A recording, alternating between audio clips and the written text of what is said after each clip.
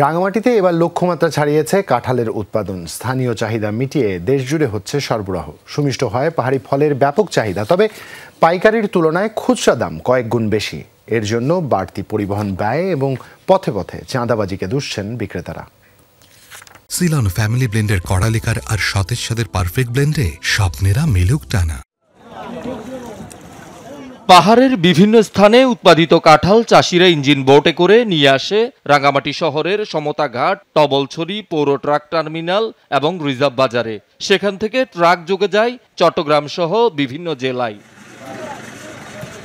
পাইকারিতে এক একটি কাঁঠালের দর ৩০ থেকে ১৫০ টাকা পর্যন্ত, তবে খুচরায় বিক্রি হয় আরও কয়েক গুণ বেশি দামে।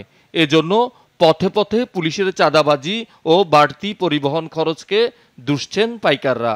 আমাদের এখান থেকে মনে হয় আমাদের লক্ষ্মীপুর তোরাবগঞ্জ যাওয়া পর্যন্ত আমাদের ফুলে ৫০০০ টাকা পুলিশের ক্যাশ টাকা দেওয়া লাগে। রাঙামাটি থেকে বাইরে হওয়ার সময় সরকারি টোল দেওয়া লাগে ৩-৪ জায়গায়। গাড়ি ভাড়া বাড়তি, তেলের দাম বাড়তি বলে ড্রাইভারের এই কারণে গাড়ি ভাড়াটা বেশি নেই আমাদের কাছ থেকে। মানে বেডবিড়ি আছে, মানিকসেরি আছে, তারপরে কাকা আছে, মানে ফুটো এরকম করেনি। রাঙ্গামাটি সদর, নানিয়াচর, বরকল, লংদুতে এবার কাঁঠাল উৎপাদন হয়েছে সবচেয়ে বেশি। তবে হিমাগার না থাকায় লোকসান দিয়ে হলেও বিক্রিতে বাধ্য হন চাষিরা।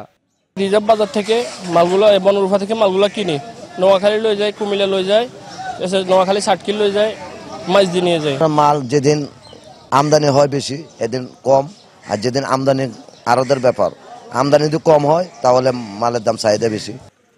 এবার রাঙ্গামাটিতে ২৫,০০০ হেক্টর জমিতে কাঁঠালের উৎপাদন লক্ষ্যমাত্রা ছাড়াবে বলছে কৃষি বিভাগ।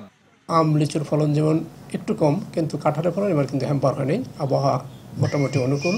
আমরা প্রত্যাশা করতেছি যে পার হেক্টরে ২৫ টন করে ফলন পাবো কাঁঠালের, এবং সেই হিসেবে আমরা প্রায় ৬৩,০০০ মেট্রিক টন কাঁঠালের উৎপাদন আমরা পাবো। শহীদুল সুমন, যমুনা নিউজ।